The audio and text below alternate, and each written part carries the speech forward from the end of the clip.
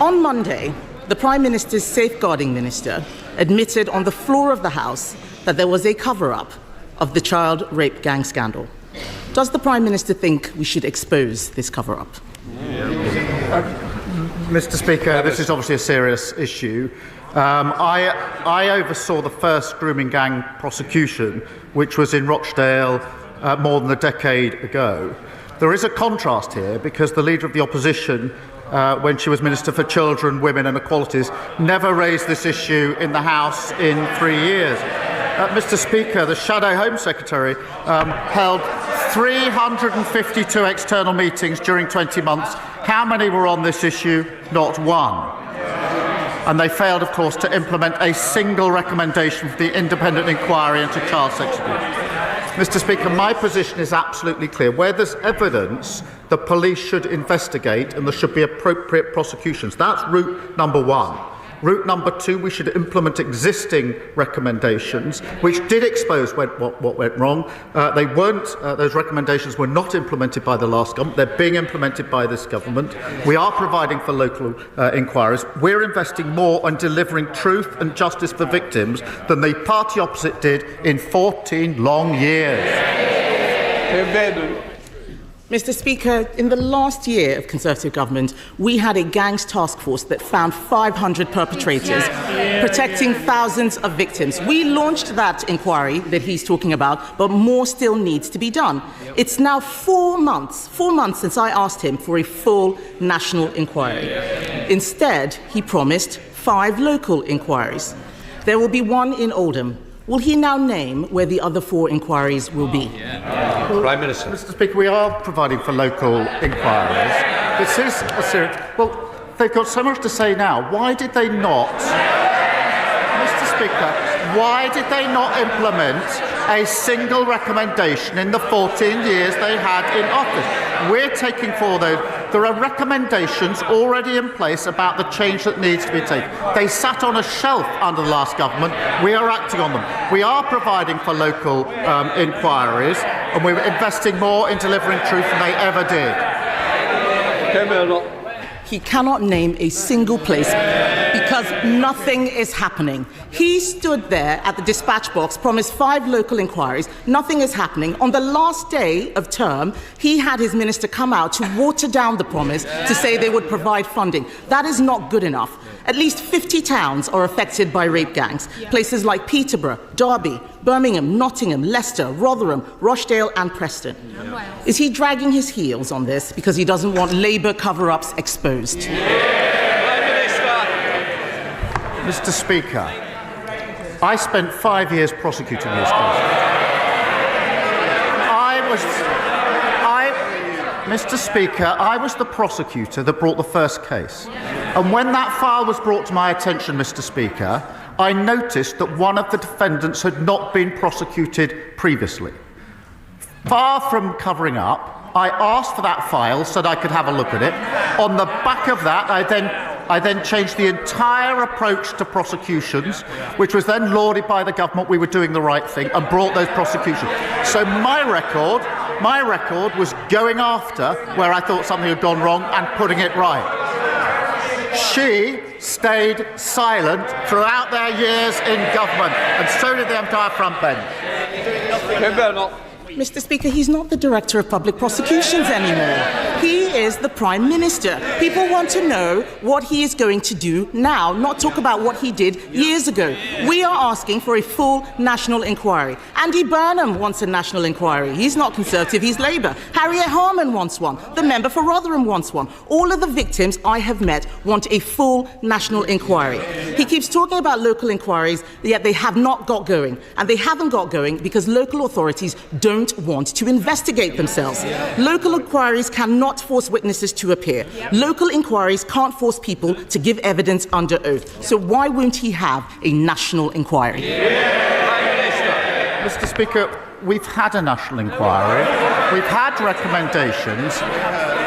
There are hundreds of recommendations that have been made in relation to this issue. It is a serious issue. I strongly believe that we should implement the recommendations that have already been made. And that is what we are doing. I strongly believe we should listen to victims, and we've been listening to victims on this side for decades and working with victims for decades in relation to what they want, which is local inquiries, and we've set those local inquiries up.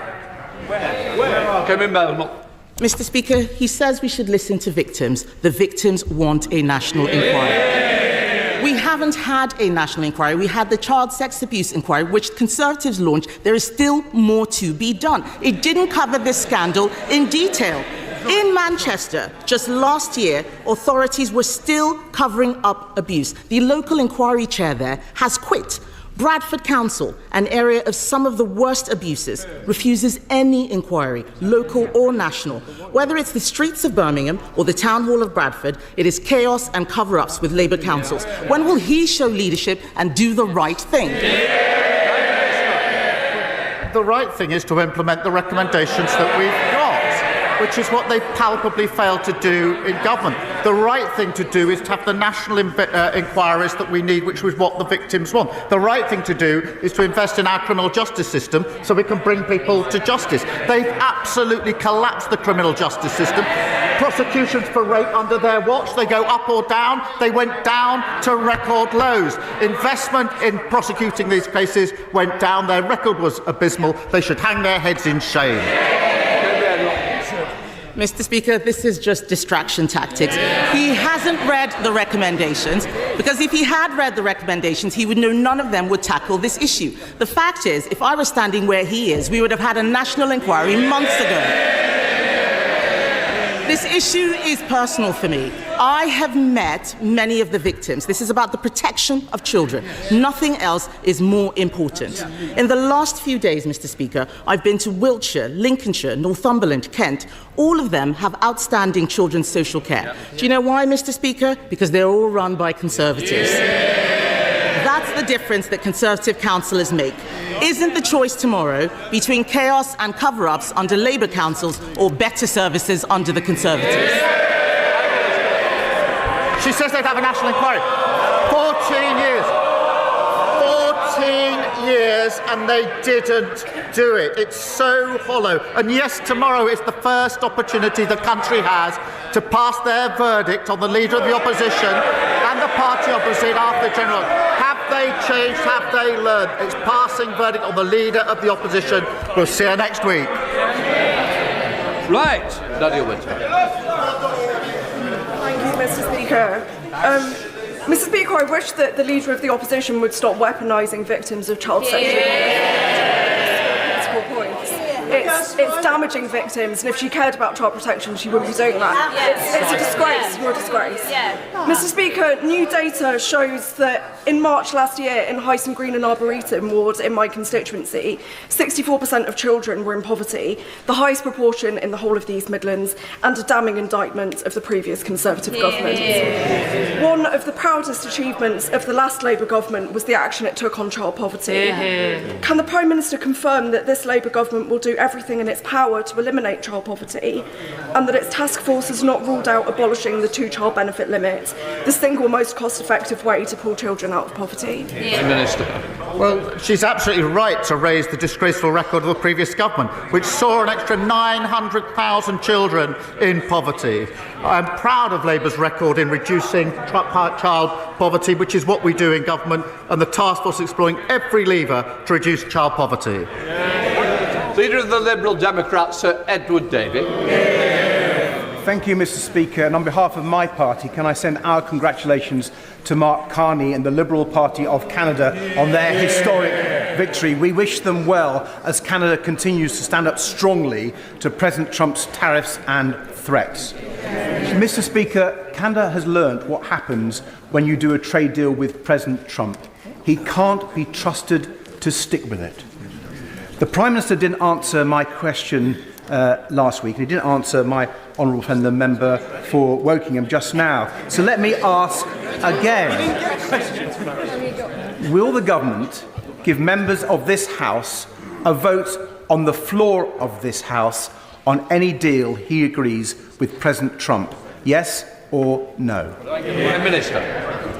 Mr. Speaker, we are in negotiations with the US in relation to a deal We will act, obviously, in the national interest to make sure that if there is a deal, it's the right deal for our country. If it is secured, it'll go through the known procedures for this House. Shred David. Well, Mr. Speaker, I'm very disappointed in that reply. There was no yes or no response. We do want to vote, and we will keep pressing him and his government on that. But turning to a domestic issue now, Mr. Speaker, my honourable friend, the member for Dorking and Hawley, has taken up the cause of Fiona Lascaris, whose autistic adult son, Christopher, was horrifically exploited and then murdered by a convicted criminal. As ITV News has reported, when Fiona tried to get a mental capacity assessment for her son, she was dismissed. So Christopher never got the support that might have saved his life. We're going to try to change the law so families' concerns over a loved one's mental capacity have to be considered. Will the Prime Minister give his personal backing to that change to stop another tragedy like Christopher's? Prime Minister. Well, I thank him for raising that terrible case, and I think the thoughts of the whole House will be with Christopher's family and friends affected by this, and we'll certainly look into what else we can do, and if there's further details that have been given to me of the particular case, I'll make sure that we follow it up.